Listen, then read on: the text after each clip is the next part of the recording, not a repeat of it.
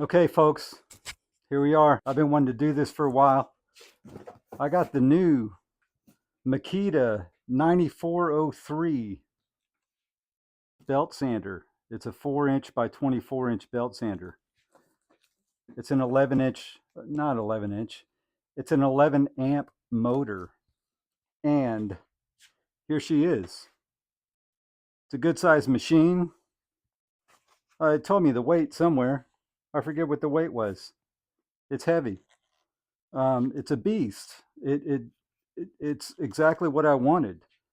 And what I used to use, I've had since I was a child, is this Porter Cable model 360. This is a 3 by 24.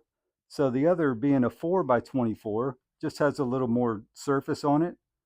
The good news for me, I'll show it later, but my rigid oscillating belt sander surface portable kind of thing has the same size belt, so it's interchangeable for me, and I was happier about that.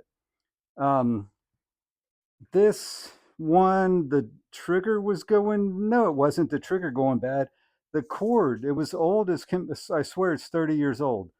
The cord was going bad. It was falling apart in places, so I thought I'd replace the cord, and I don't know what I'm doing. I made a mistake. A lot of times I get it right, but this time I got it wrong. I got the wrong cord. I tried to make it work, and it was too big and bulky. And then I ended up the trigger wasn't going right, and I plugged it in, and it took off on its own and fell and dropped, and the handle cracked and broke. I'm gonna eventually send this somewhere to get it fixed because I love this one. But in the meantime, I also love that one. It's really good. It's a powerhouse. The old Porter Cable is a 10.5 amp motor, and the Makita is an 11 amp motor. So as far as amps go, this one's a little stronger. And so it's a little bit larger surface.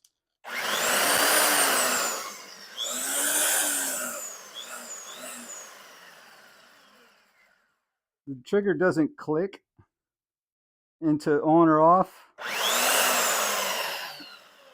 but it only has one speed. It goes up, it turns on, and it turns off. It has a safety, not a, what am I thinking? It has a preset, whatever you call that, that holds the trigger down.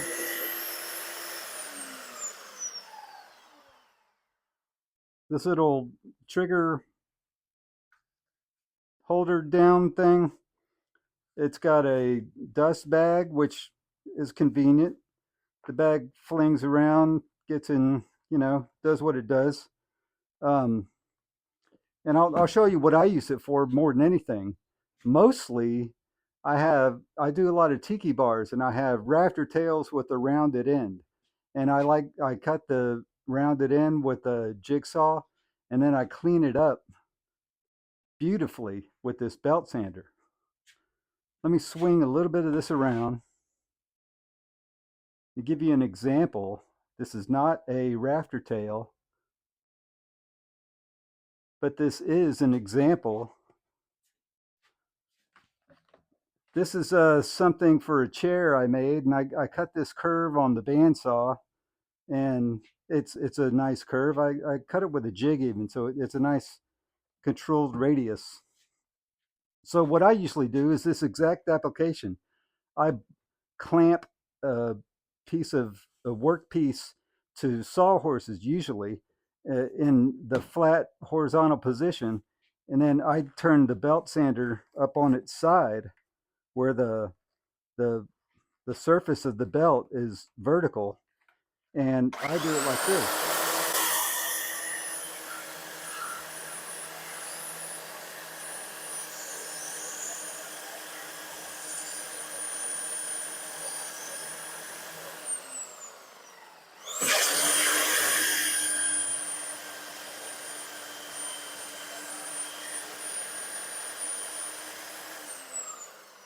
You can see I put a little soft edge on there.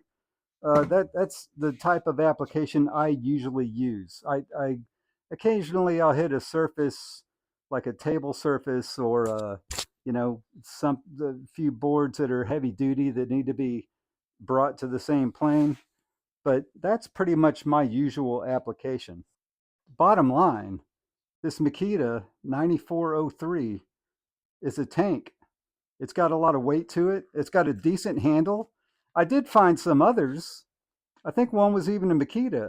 And then I went to another store and looked at another brand. It was a Harbor Freight brand.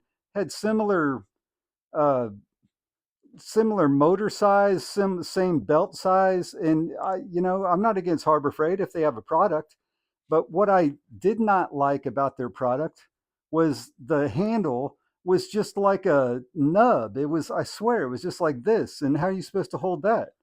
The Porter Cable also has a nice handle. Porter Cable has a better handle. And I don't know, it's a supporting handle. It's not the main handle, but it's the supporting handle. This one is perfect. I wish they put something like this on that, but the one on the Makita is a lot better than some others that I've seen. Even I think there was even some Porter Cables that had that weird little. It looked like a rosebud that hasn't blossomed or something. Anyway, I like this tool. It's heavier than the Porter Cable. It's it works just as well, but it has more of a surface. And I usually right here is a 80 grit. I have some 40 grit and I have some 27 grit. That's what I usually use. I'm not doing pianos. I'm doing picnic tables and outdoor projects with treated pine typically. Um, and it, if I say 27 or 40, that doesn't mean it puts a rough, a gross finish on it. It just, to me, it means it knocks it down, and you got to watch yourself because it can go too far. It can get out of control if you don't control yourself. But it knocks it down really well. And outdoor furniture doesn't need to have a 220 grit belt sander finish. It does not. The 80 grit is an amazing finish for outdoor furniture out of treated pine. So this is a win for me, 100% win. I'm glad I bought it. I have no regrets about it. Even if this supporting handle could be a little bigger, it works really well. It gives me enough to hang on to, and that's what I need because, like I said, I hold it in this position. It allows me to hold it in that position. Um, so it's a win-win. If you're in the market for something like this, I recommend this. It's a very good tool. I'm also pleased with the old Porter Cable. I will get that going again, and I'll be very happy to have options with my heavy duty belt sanders. Thanks for watching.